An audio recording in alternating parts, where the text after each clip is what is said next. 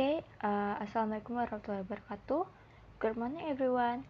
Today, I will explain about interpreting audiovisual. The first, let me introduce myself. My name is Arfa Miranda Putri with NPM 2110631220016 from Nutrition 2A class. Definition of interpreting. Multimedia translation, also sometimes referred to as audiovisual translation, is a specialized branch of translation which deals with the transfer of multimodal and multimedial text into another language and/or culture, and which implies the use of a multimedia electronic system in the translation or in the transmission process. Interpreting is a language translation service orally. The translator will translate one spoken language and deliver it in another. Translator will listen, understand, and remember the content of the source language, which will then be conveyed into another language without reducing the intent and content. Types of interpreting. First, language interpretation. Second, consecutive interpretation. Third, simultaneous interpretation. Fourth, whispered interpreting. 5. Relay interpreting. 6. Liaison interpreting. And 7. Sage translation.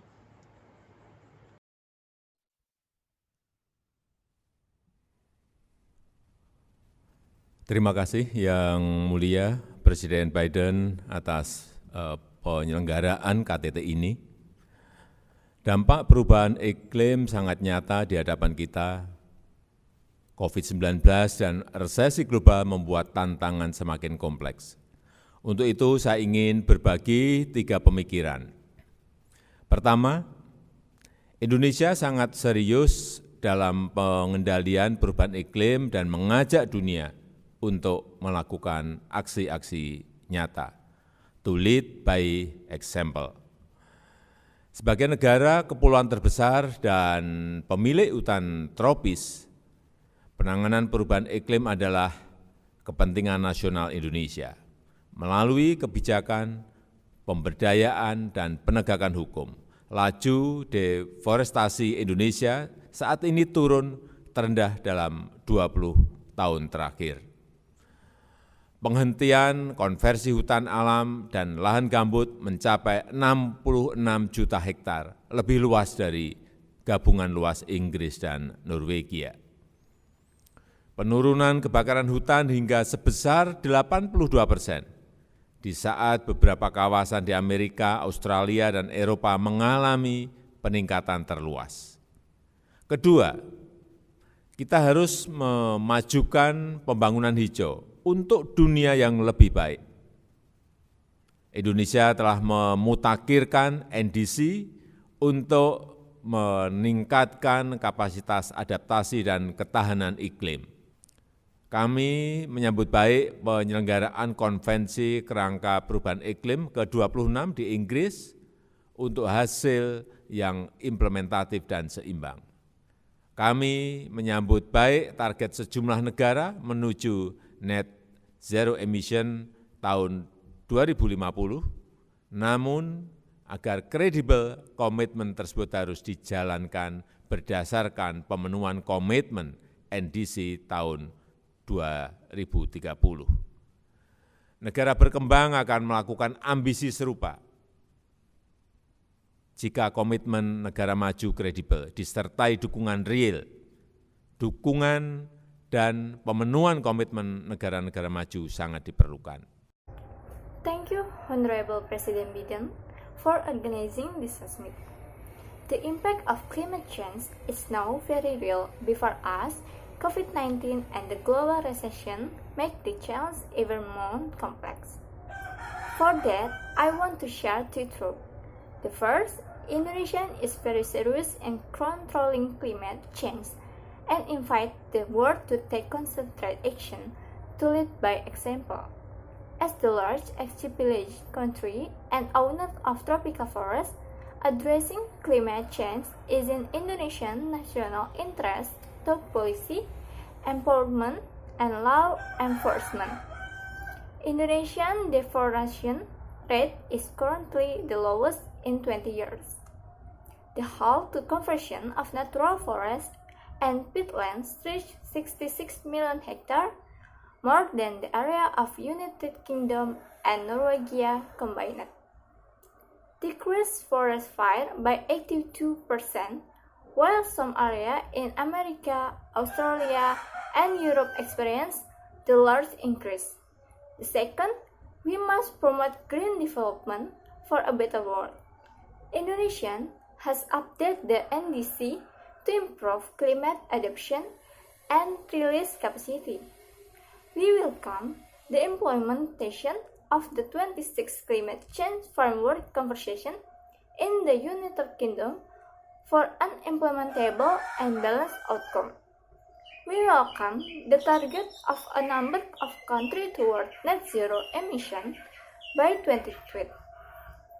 However, to be credible, this commitment must be carried out based on the fulfillment of the commitment of the 2030 edition.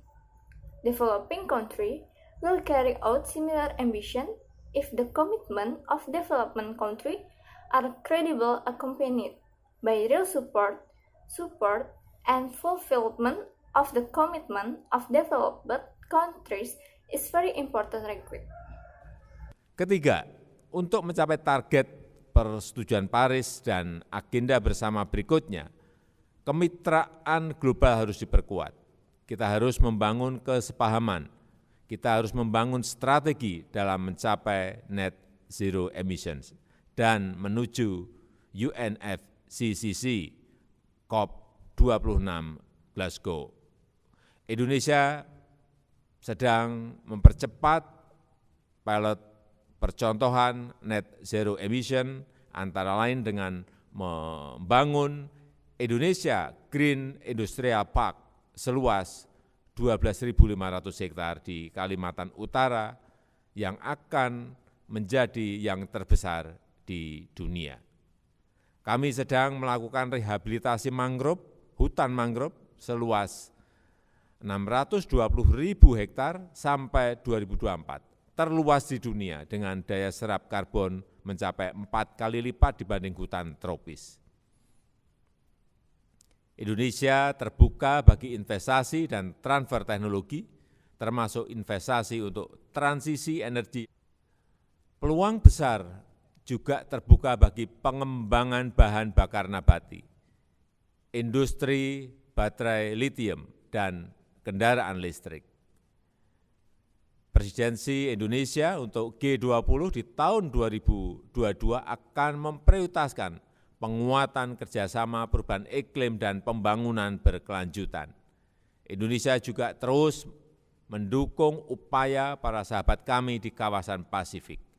Kita harus terus melakukan aksi bersama, kemitraan global yang nyata dan bukan saling menyalahkan, apalagi menerapkan hambatan perdagangan dengan berdalih isu lingkungan. Terima kasih. Third, to achieve the target of the Paris Agreement and the next common agenda, global partnership must be strengthened. We have to build an understanding. We have to build a strategy in achieving net zero emission and toward UNFCCC COP26 Glasgow. Indonesia is accelerating the net zero emission pilot, among others, by building an Indonesian Green Industrial Park covering an area of 12,500 hectares in North Kalimantan, which will become the largest in the world. We currently rehabilitating mangrove. The mangrove forest covering an area of 620,000 hectares until 2024 is the largest in the world with carbon absorption capacity of 4 times that of tropical forests. Indonesia is open to investment and technology transfer, including investment for the energy transition. Great opportunities are also open for the development of useful for the lithium battery industry and electric vehicle.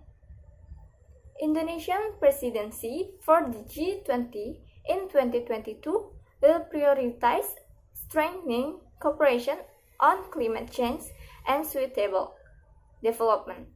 Indonesia also continues to support the effort of our friends in Pacific region.